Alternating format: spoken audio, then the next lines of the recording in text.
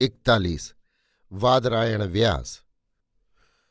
वैशाली के ठीक ईशान कोण पर, लगभग वैशाली और राजगृह के अर्धमार्ग में, पाटलिपुत्र से थोड़ा पूर्व की ओर हटकर गंगा के उपकूल पर एक बहुत प्राचीन मठ था। वो मठ वादरायण मठ के नाम से प्रसिद्ध था। उस मठ की बड़ी भारी प्रतिष्ठा थी।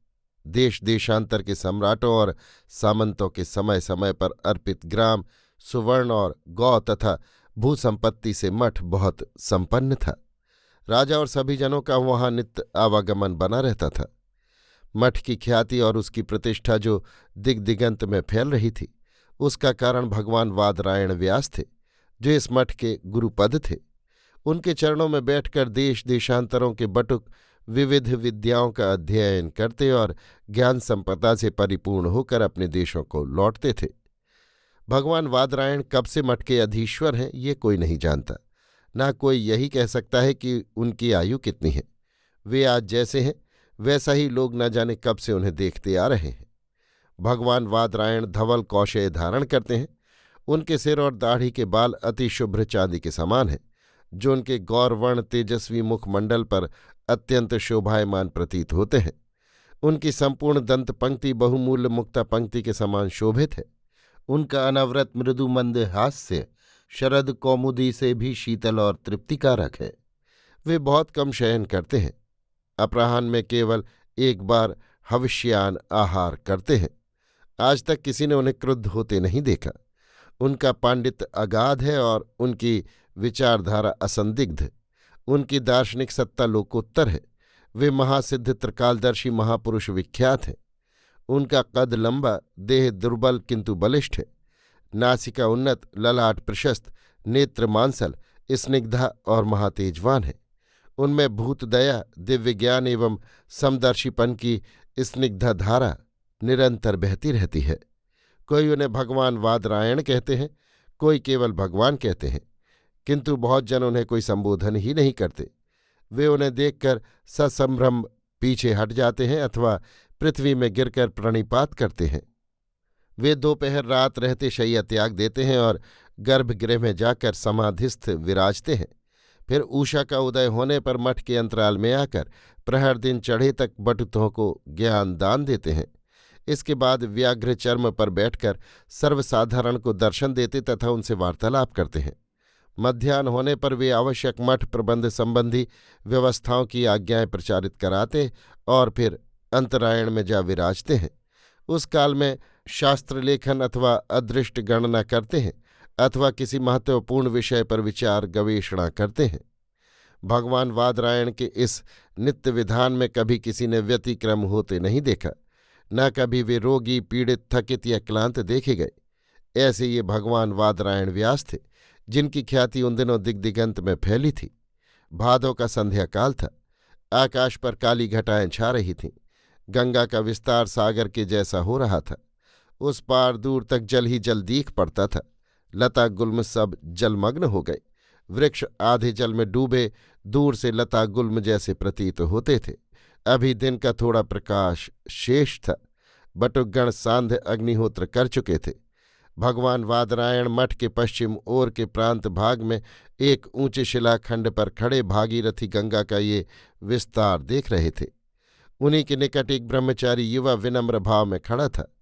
ब्रह्मचारी की आयु 30-32 वर्ष थी। उसकी छोटी सी काली दाढ़ी ने उसके तेजस्वी मुख की दीप्ति को और भी बढ़ा दिया था। उसका बलिष्ठ अंग कह रहा था कि वो ब्रह्मचारी असाधारण शक्ति से संपन्न है। भगवान वादरायण बोले, सौम्य मधु, गंगा का विस्तार तो बढ़ता ही जाता है।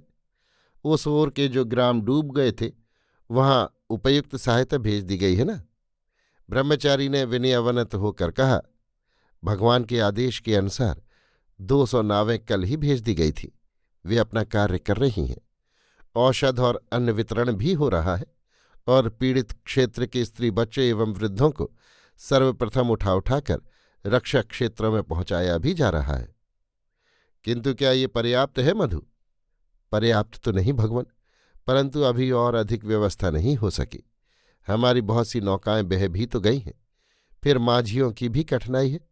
प्रातःकाल और 100 नावें जा रही हैं। ये अच्छा है, परंतु चिकित्सा और खाद्य सामग्री क्या प्रचुर मात्रा में है? जी हाँ भगवान, परंतु चिकित्सकों की कमी है।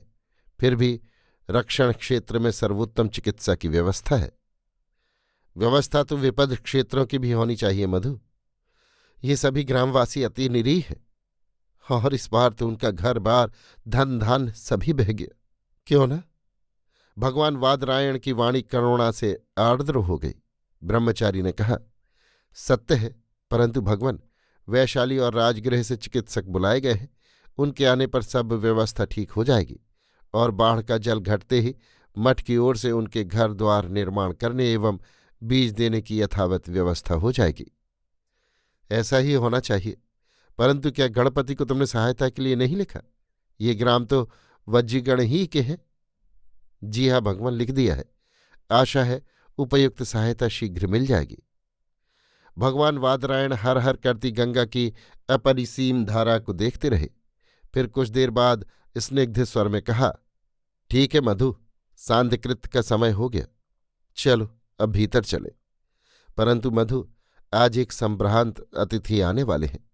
वे गंगा की राह आएंगे या राजमार्ग से ये नहीं कहा जा सकता। दोनों ही मार्ग अगम्य हैं, परंतु वे आएंगे अवश्य। तुम उनकी प्रतीक्षा करना और उनके विश्राम आदि की यत्न से सम्यक व्यवस्था कर देना, तथा उषा काल में उन्हें मेरे पास गर्भगृह में ले आना। बटुक ने मस्तक नवाकर आदेश ग्रहण किया। फिर आगे आगे भगवान वादरायण व्यास और उनके पीछे वो ब्रह्मचारी दोनों मठ की ओर चल दिए। 42 सम्मान्य अतिथि। सांध्यकृत्य समाप्त हुआ। भगवान वादरायण गर्भगृह में चले गए। ब्रह्मचारी उन्हें गर्भगृह के द्वार तक पहुंचाकर पादवंदन करके प्रांगण में लौट आया। अन्य वटुक भी अपने अपने स्थानों को लौट गए। पार्षदगण इधर उधर दौड़ धूप करके अपना अपना काम करने लगे। अनावश्यक दीप बुझा दिए गए। अपना कार्य समाप्त करके पार्षदगण भी विश्राम के लिए चले गए। केवल वही तरुण ब्रह्मचारी प्रांगण में रह गया।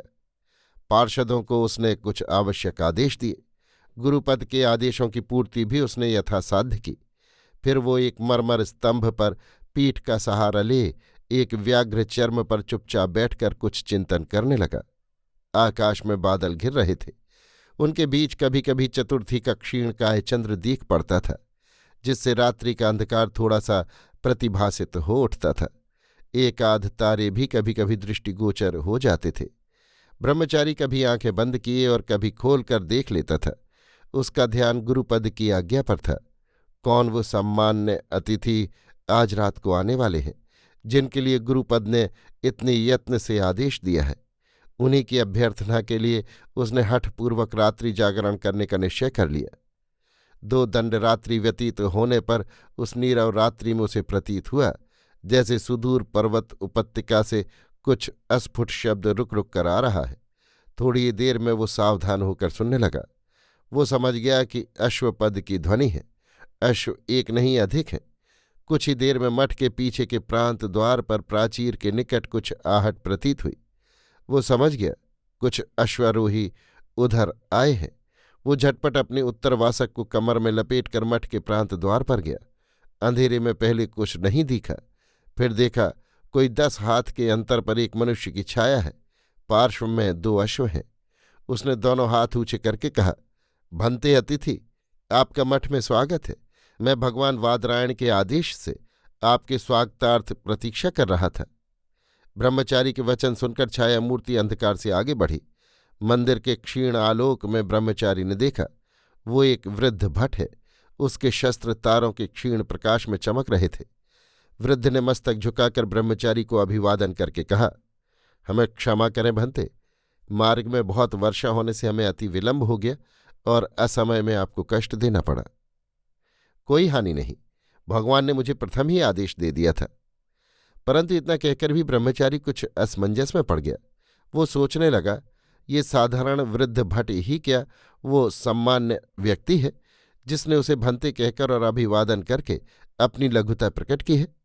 वो ध्यान से आगंतुक को देखने लगा। आगंतुक ने कहा, भगवान वादरायण त्रिकालदर्शी हैं। और तब पीछे खड़ी दूसरी छाया मूर्ति की ओर देखा। ब्रह्मचारी ने उसे अभी नहीं देखा था। वो छाया मूर्ति भी आगे बढ़ी। ब्रह्मचारी उसे उस धूमिल प्रकाश में देखकर स्तंभित हो गया।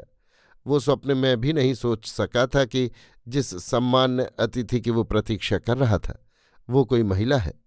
उसने एक ही दृष्टि से देखा, महिला असाधारण सुंदरी और गौरवशालिनी है। उसने आगे बढ़कर युवा ब्रह्मचारी से मधुर शब्दों में कहा, भंते ब्रह्मचारिन, हम लोग बहुत थक गए हैं, वस्त्र भी सब भीग गए हैं, अश्वों को भी दाना पानी नहीं मिला। कष्ट करके अभी हमारे विश्राम की व्यवस्था कर दीजिए। प्रभात में हम भगवान वादरायण की पाद वंदना करेंगे। असुविधा के लिए क्षमा कीजिए। तरुण ब्रह्मचारी को जब गुरुपद ने आग्रहपूर्वक एक संभ्रांत अतिथि के आने का संकेत किया है तब वो अवश्य ही कोई महामहिम अतिथि होगा, ऐसा समझकर युवक विनय से बोला, देवी इधर से पधारे। आगे आगे ब्रह्मचारी और उसके पीछे अतिथि पेचीदे मार्गों से घूमते हुए मठ के भीतर प्रांगण में आए। वृद्ध भट्ट ने संकोच से कहा, किंतु अश्व, उनकी व्यवस्था हो जाएगी, आप चिंता न करें। फिर कोई नहीं बोला। ब्रह्मचारी ने एक सुसज्जित कक्ष में अतिथियों को ला खड़ा किया। कक्ष में विश्राम और सुख के सब राजसी साधनों को देखकर अतिथि स्तंभित रह गए। महिला ने मृदु मंद हास्य से कहा, भगवान वादरायण का ऐसा वैभव है? ब्रह्मचारी ने संकुचित होकर कहा, समुचित व्यवस्था नहीं कर सका। गुरुपद ने संध्या समय ही आदेश दिया था। आपको कोई आवश्यकता हो तो कहिए। नहीं नहीं, कुछ नहीं, हमें केवल विश्राम ही की आवश्यकता है। तो देवी सुख से विश्राम करें, थोड़ा गर्म दूध और हविष्यान में अभी भिजवाता हूं। साधु ब्रह्मचारिन, किंतु भगवान वादरायण को हमारे आगमन की सूचना होनी आवश्यक है। उसकी आवश्यकता नहीं, भगवान का आदेश है। कल उषा काल में गुरुपद के आपको दर्शन होंगे। मैं स्वयं आपको गर्भगृह में ले जाऊंगा। जैसी भगवान वादरायण की इच्छा। तो अब हम विश्राम करेंगे। ब्रह्मचारी विनय से मस्तक झुकाकर मठ के बाहरी प्रांगण की ओर धीरे धीरे अग्रसर हुआ। मठ के बाहरी प्रांगण में सन्नाटा था। वो प्रांगण को पार करता हुआ विश्राम के लिए अपनी कुटिया की ओर मठ के उत्तर प्रांत से जा रहा था। मठ के उत्तर द्वार की पीठिका के निकट एक एकांत स्थान पर उसकी कुटिया थी। वहां जाने के लिए उसे विस्तृत संपूर्ण प्रांगण, अंतर्भूमि और बाहरी विस्तृत भूभाग पार करना पड़ा। अभी केवल 2 स्थूल दीप बाहरी दीपाधारों में जल रहे थे। उन्हीं के प्रकाश में उसने देखा, उत्तर द्वार के सम्मुख बड़ी पौर के निकट एक मनुष्य मूर्ति दीप स्तंभ के नीचे खड़ी है। प्रथम उसे भ्रम हुआ, फिर निश्चय होने पर उसने उसके तनिक निकट जाकर पुकारा, कौन है? उत्तर संक्षिप्त मिला, अतिथि। ब्रह्मचारी ने बिल्कुल निकट जाकर देखा। अतिथि असाधारण है। वो एक दीर्घकाय, बलिष्ठ एवं गौरवर्ण पुरुष है। उसकी मुखाकृति अति गंभीर, आकर्षक और प्रभावशाली है। उसकी बड़ी बड़ी आंखों से शक्ति का स्रोत बह रहा है। उसके वस्त्र बहुमूल्य हैं। उष्णीश की मणि उस अंधकार में भी शुक्र नक्षत्र की भांति चमक रही है। कमर में एक विशाल खड्ग है और हाथ में एक भारी बर्छा। खड्ग पर मणिमाणिक्य जड़े हैं जो उस अंधकार में भी चमक रहे हैं। वो थकित भाव से अपने बर्छे का सहारा लिए खड़ा है। देखकर ब्रह्मचारी 2 कदम पीछे हट गया। फिर सासंभ्रम आगे बढ़कर उसने कहा, पंते, मैं आपकी क्या सेवा कर सकता हूं? मुझे रात्रि व्यतीत करने को थोड़ा स्थान चाहिए और यदि थोड़ा गर्म दूध मिल जाए तो अति उत्तम है। ब्रह्मचारी कुछ असमंजस में पड़कर बोला, किंतु इस समय उपयुक्त नहीं। नहीं, आयुष्मान शिष्टाचार की आवश्यकता नहीं। भगवान वादरायण के पुनीत स्थान में सब उपयुक्त है। तब आप आइए मेरी कुटी में। और बातचीत नहीं हुई। कुटी में आकर ब्रह्मचारी ने दीप जलाया। इस बार उसने फिर अतिथि की ओर देखा। अपनी क्षुद्र एवं दरिद्र कुटिया में इस अतिथि के लाने के कारण वो संकुचित हो गया। कुटिया छोटी ही थी। उसके बीच में एक काष्ठ फलक पर कृष्णाजिन बिछा था। एक भद्रपीठ पर जल का पात्र, थोड़ी पुस्तकें और 1-2 आवश्यक वस्तुएं ही वहां थीं। हाँ, प्रकुंडे पर 2 उत्तम धनुष, एक विशाल बर्छा तथा कई उत्कृष्ट खड्ग लटक रहे थे। अतिथि ने क्षण भर में ही दृष्टि घुमाकर सारी कुटिया और वहां की सामग्री को देख डाला। फिर हंसकर कहा, अच्छा, तो ये तुम्हारी ही कुटी है आयुष्मान? जी हाँ भंते। और ये पुस्तकें, कृष्णाजिन, सब मेरे उपयोग की हैं। बहुत ठीक, परंतु ये शस्त्रास्त्र? उन्होंने हठात एक धनुष को दीवार से खींचकर क्षण भर ही में उसकी प्रत्यंचा चढ़ा दी। तरुण ने अतिथि के असाधारण सामर्थ्य और हस्तलाघव से चमत्कृत होकर कहा, कभी कभी गुरुपद मुझे अभ्यास कराते हैं। साधु आयुष्मान, इसकी कभी आवश्यकता पड़ सकती है? उन्होंने रहस्यपूर्ण हास्य होठों पर लाकर धनुष को दीवार पर टांग दिया। तो मैं इस कृष्णा जिन पर विश्राम करूंगा, किंतु तुम? मेरे लिए बहुत व्यवस्था है भंते। इस पात्र में दूध है और सूखा हुआ कौशे प्रावार और कौजव खूंटी पर है। ठीक है आयुष्मान, किंतु तुम्हारा नाम क्या है? माधव भंते, किंतु गुरुपद मुझे मधु कहते हैं। तो मैं भी यही कहूंगा, मधु आयुष्मान। अब मैं विश्राम करूंगा। क्या भगवत पाद में निवेदन करना होगा? नहीं नहीं, प्रभात में देखा जाएगा। बटुक क्षण भर कुछ सोचकर चला गया। वो सोच रहा था, ये अधिकारपूर्ण स्वर से बात करने वाला तेजस्वी अतिथि कौन है, और वो असाधारण महिला। आज दो दो महार्घ अतिथि मठ में आए हैं, परंतु गुरुपद ने तो एक ही का संकेत किया था। वो संकेत किसके प्रति था? बहुत देर तक बटुक विचार करता रहा। फिर वो अलिंद के एक स्तंभ का ढास न लगाकर सो गया। 43। गर्भगृह में। गर्भगृह में माधव ब्रह्मचारी के साथ हठात अम्बपाली को आते देख भगवान वादरायण व्यास ने आश्चर्य मुद्रा से कहा, अरे देवी अम्बपाली! माधव ब्रह्मचारी ने ज्यों ही वो अतिश्रुत नाम सुना, वो अचकचाकर अम्बपाली की ओर ताकता रह गया। अम्बपाली ने पृथ्वी पर गिरकर प्रणिपात किया। भगवान वादरायण ने स्वस्ति कहकर कहा, तुम्हारा कल्याण हो। जनपद कल्याणी अम्बपाली, कहो तुम्हारा ये अकस्मात आगमन क्यों?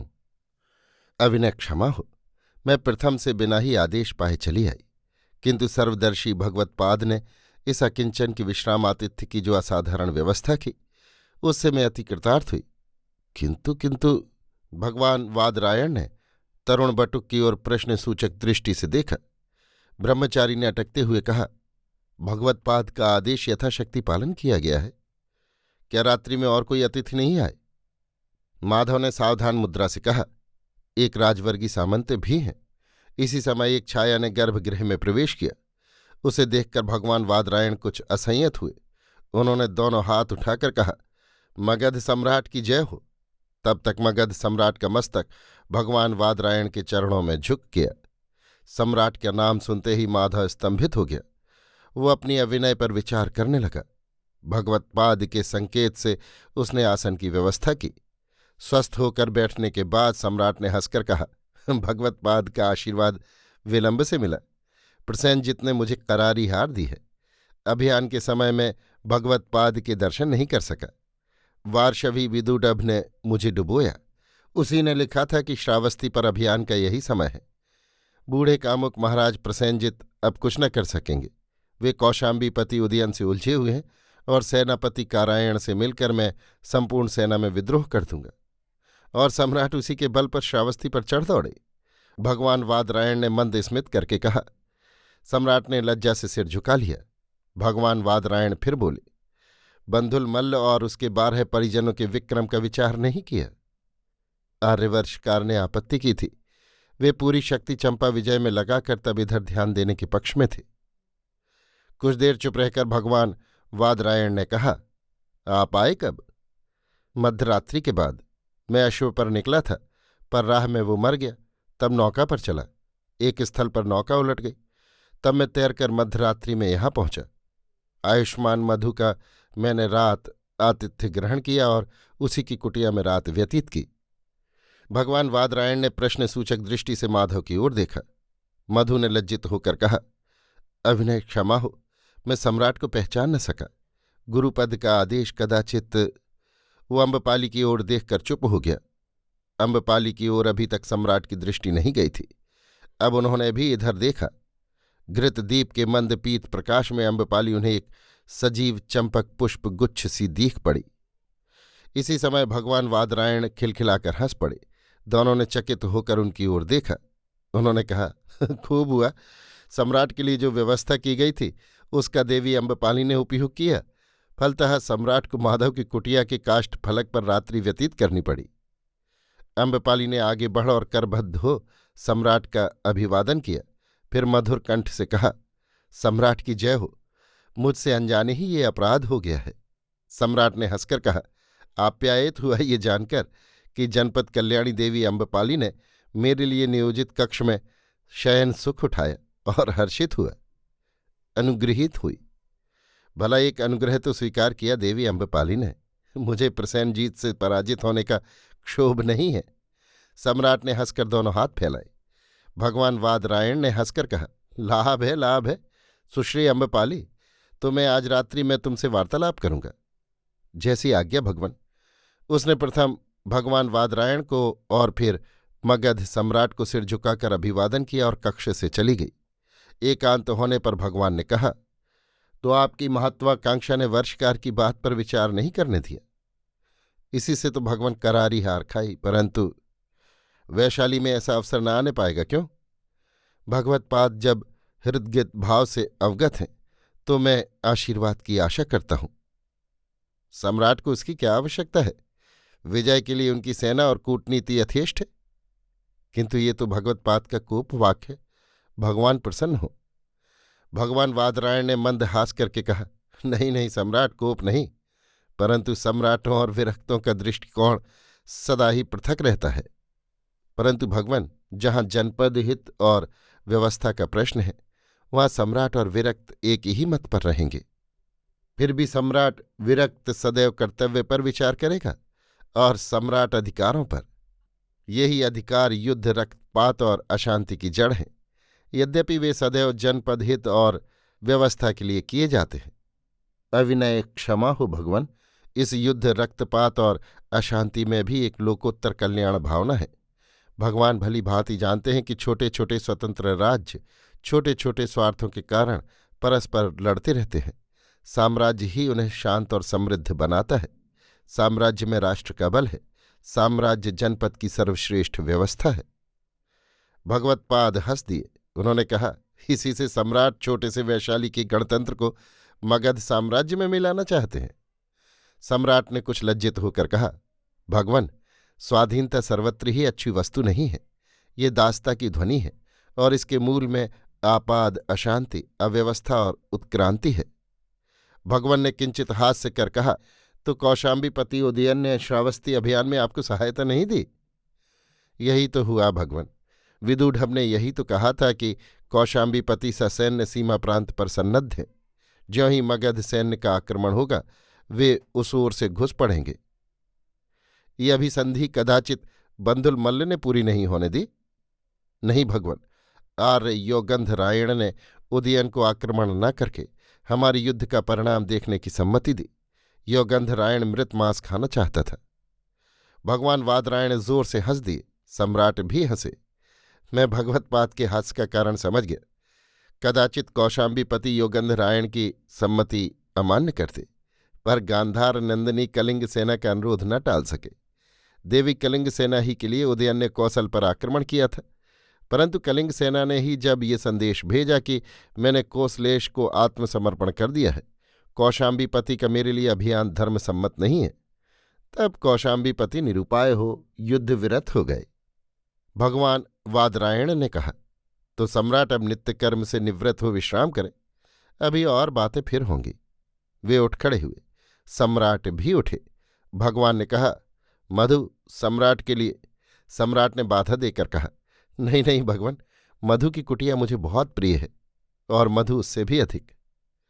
कदाचित इसलिए कि वो साधु कम और सैनिक अधिक है। भगवान, मुझे मधु जैसे सैनिकों की बड़ी आवश्यकता है। तो सम्राट जैसे प्रसन्न हो। तीनों गर्भगृह से बाहर निकले। 44 भारी सौदा। अम्बपाली ने अपने कक्ष में सम्राट को आमंत्रित किया। सम्राट के आने पर उनका अर्घ्यपाद्य से सत्कार करके अम्बपाली ने उन्हें उच्च पीठ पर बिठाकर कहा, तो क्या मैं आशा करूं कि सम्राट ने मेरा अपराध क्षमा कर दिया? कौन सा अपराध? पहले अभियोग उपस्थित होना चाहिए। अम्बपाली ने मंद स्मित करके कहा, गुरुतर अपराध सम्राट, मैंने सम्राट के लिए व्यवस्थित कक्ष और अभ्यर्थना का अपहरण जो किया। ये अपराध तो बहुत प्रिय है और सुखद है देवी अम्बपाली। मैं चाहता हूं मेरे जीवन के पल पल में देवी ये अपराध करें। देव क्या ऐसी ही भावुकता से न्याय विचार करते हैं? यदि अभियुक्त कोमल कवि कल्पना की सजीव प्रतिमूर्ति हो तो फिर सम्राट क्या और वधिक क्या, उसे भावुक बनना ही पड़ेगा। देव, ये तो मगध सम्राट की वाणी नहीं है। सत्य है देवी अम्बपाली, ये एक आतुर प्रणयी का आत्मनिवेदन है। सम्राट की जय हो। देव राजमहिषी के प्रति अन्याय कर रहे हैं। देवी अम्बपाली प्रसन्न हो, वे सम्राट के साथ अत्याचार कर रही हैं। किस प्रकार देव? वहां खड़ी रहकर, यहां पास आकर बैठो, एक तथ्य सुनो प्रिय। अम्बपाली ने एक पीठ पर बैठते हुए कहा। देव की क्या आज्ञा होती है? सुनो प्रिय, सम्राट पर करुणा करो, इसे प्रसेनजीत से ही पराजित नहीं होना पड़ा। शांतम पापम, क्या देव कोई दूसरी दुर्भाग्य कथा सुनाना चाहते हैं? कथा नहीं, तथ्य प्रिय। इस भाग्यहीन बिंबिसार को प्रणय क्षेत्र में तो जीवन के प्रारंभ में ही हार खानी पड़ी है। देव ये क्या कह रहे हैं? वही जो केवल देवी अम्बपाली से ही कह सकता था। प्यार की वो निधि तो प्रिय अम्बपाली अभी तक वहीं उस पुराण हृदय में धरी है, किसी की धरोहर की भांति, और मैं आजीवन उसके धनी को ही खोजता रहा हूं। हाय हाय, और देव उसे अभी तक पाने में समर्थ नहीं हुए। आज हुआ प्रिय, संभाल लो वो सब अपनी पूंजी और इस शुष्क निसंग बिंबिसार के जलते हुए सूने जीवन में प्यार की एक बूंद टपका दो। देवी अम्बपाली, प्रिय, मैं आज से नहीं कब से तुम्हारी बाट जोह रहा हूं। तुमने सदैव मेरी भेंट अस्वीकार करके लौटा दी, मुझे दर्शन देना अभी नहीं स्वीकार किया, किंतु आज प्रिय मैंने अनायास ही तुम्हें पा लिया। ओह, प्रसेनजीत का ही ये प्रसाद मुझे मिला। आज हार कर ही मैं भाग्यशाली बना प्रिय अम्बपाली। सम्राट उठ खड़े हुए और दोनों हाथ पसार कर अम्बपाली की ओर बढ़े। अम्बपाली खड़ी हो गई, उसका हास्य उड़ गया। उसने सूखे कंठ से कहा, देव संयत हो, मैं देव से ही सुविचार की अभिलाषा रखती हूं। मैं अंततः सुविचार करूंगा प्रिय। तो देव, मेरा निवेदन है कि सम्राट की ये प्रणय याचना निष्फल है। आह प्रिय, तुमने तो एक बारगी ही आशा को सुमदलित कर दिया। सुनिए महाराज, आप सम्राट हैं और मैं वैश्य, हम दोनों ने ही प्रणय के अधिकार खो दिए हैं। किंतु प्रिय, हम मानव तो हैं, मानव के अधिकार वे भी हमने खो दिए। तो जाने दो, कृमि, कीट, पतंग, पशु जितने प्राणी हैं, क्या उनकी भांति भी हम प्रेम का आनंद नहीं ले सकते? दो निरीह पक्षियों की भांति भी नहीं? नहीं देव, नहीं। जैसे वैश्य होना मेरे लिए अभिशाप है, वैसे ही सम्राट होना आपके लिए। प्रेम के राज्य में प्रवेश करना हम दोनों ही के लिए निषिद्ध है। हम लोग प्रेम का पुनीत प्रसाद पाने के अधिकारी ही नहीं रहे। तब आओ प्रिय, हम इस अभिशाप को त्याग दें। मैं इस दूषित अभिशापित सम्राट पद को त्याग दूं और तुम इस गर्हित वैश्य जीवन को। सम्राट यही कहा चाहते हैं, परंतु ये संभव नहीं है देव। जैसे मैं अपनी इच्छा से वैश्य नहीं बनी हूं, उसी प्रकार आप भी अपनी इच्छा से सम्राट नहीं बने। हम समाज के बंधनों और कर्तव्यों के भार से दबे हैं। बचकर निकलने का कोई मार्ग ही नहीं है। कोई मार्ग ही नहीं है? ओह, बड़ी भयानक बात है ये। प्रिय अम्बपाली, सखी, तो फिर क्या कोई आशा नहीं? सम्राट ने वेदनापूर्ण दृष्टि से अम्बपाली को देखा। वे धम से आसन पर बैठ गए। अम्बपाली ने खोखले स्वर से नीची दृष्टि करके कहा, आशा क्यों नहीं है सम्राट, बहुत आशा है। ओह, तो प्रिय, फिर झटपट मेरे सौभाग्य का विस्तार करो। वे फिर उठकर और दोनों हाथ फैलाकर अम्बपाली की ओर चले। अम्बपाली ने पत्थर की मूर्ति की भांति स्थिर बैठकर कहा, देव, आप आसन पर विराजमान हो, मैं निवेदन करती हूं। हमारी आशा यही है देव कि मैं वैश्य हूं और आप सम्राट हैं। ये कैसी बात प्रिय, यही तो हमारा परम दुर्भाग्य है, और यही सौभाग्य भी है देव। सौभाग्य कैसे? दुर्भाग्य निवेदन कर चुकी कि हम प्रणय के अधिकारी नहीं हो सकते, वो तो सुन चुका, परंतु हम सौदा कर सकते हैं। सौदा? जी हां सम्राट, मैं वैश्य हूं, अपना शरीर बेच सकती हूं और आप सम्राट हैं, उसे मुंह मांगे दाम पर खरीद सकते हैं।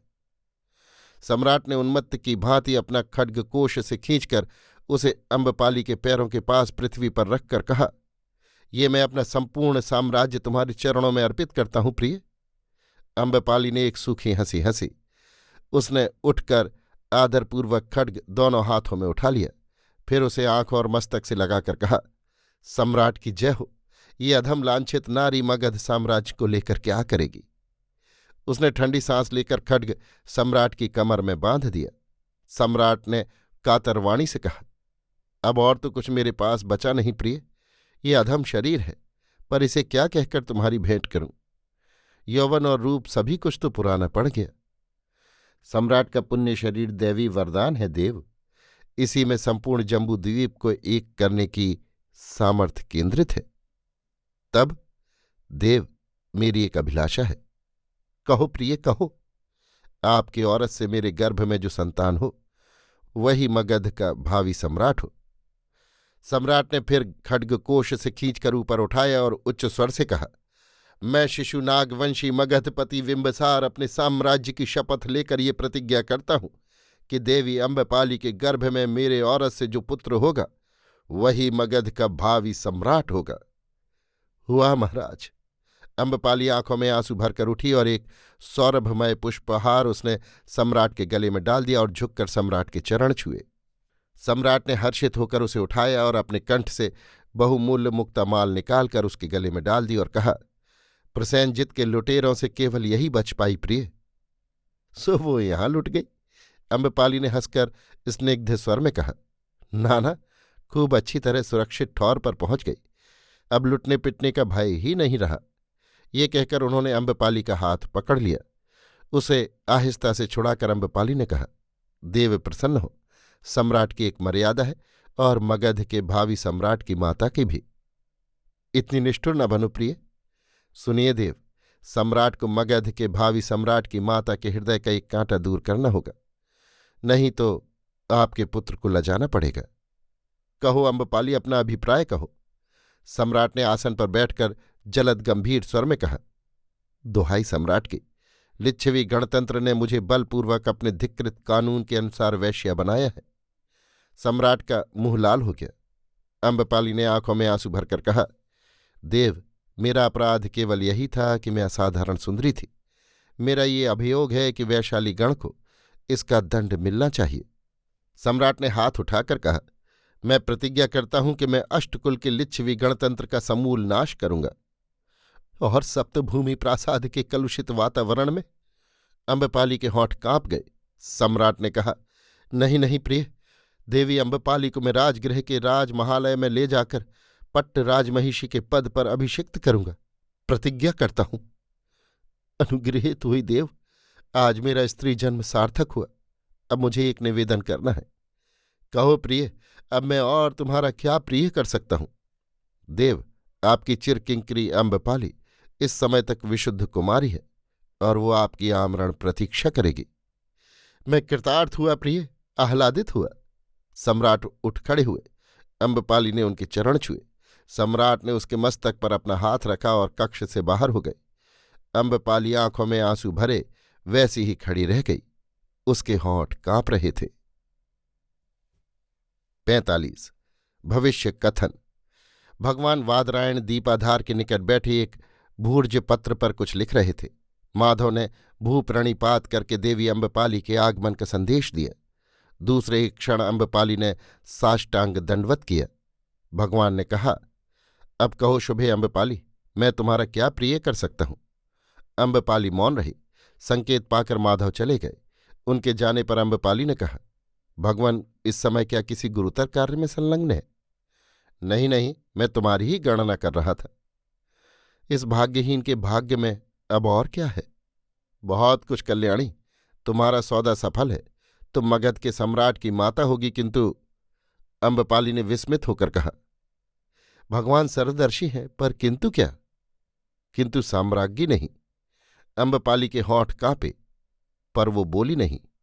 भगवान ने फिर कहा, और एक बात है शुभे। वो क्या भगवान। तुम वैशाली गणतंत्र की जन हो, वैशाली का अनिष्ट न करना। अम्बपाली के भ्रू कुंचित हुए।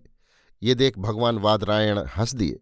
उन्होंने कहा, गणतंत्र पर तुम्हारा रोष स्वाभाविक है, उसी कानून के संबंध में ना।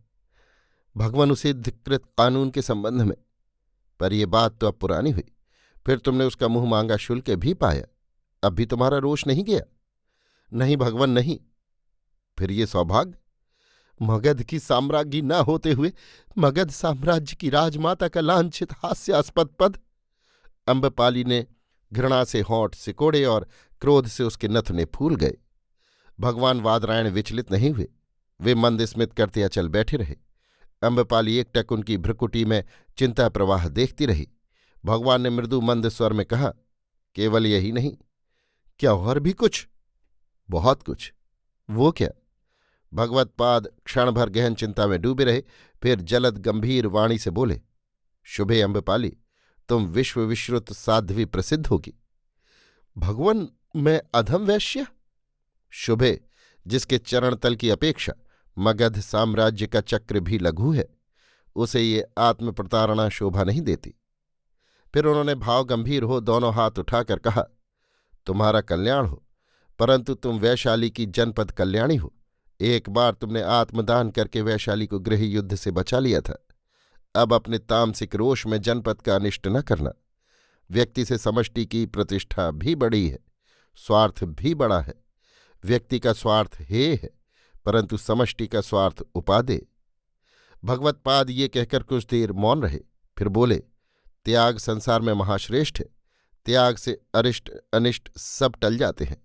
तुम जब देखो कि तुम्हारे द्वारा वैशाली का, उत्तराखंड के इस एकमात्र गणतंत्र का अनिष्ट हो रहा है, तब कोई महान त्याग करना, अनिष्ट टल जाएगा। मेरा ये वचन भूलना नहीं शुभे, नहीं तो वो महासौभाग्य तुम्हें प्राप्त नहीं होगा। मैं याद रखूंगी भगवन। तुम्हारा कल्याण हो भद्रे। अब तुम अपने आवास को जाओ। अम्बपाली बड़ी देर तक भगवान वादरायण व्यास के चरणों में चुपचाप पृथ्वी पर पड़ी रही, फिर आंखों में आंसू बहाती हुई उठकर चल दी।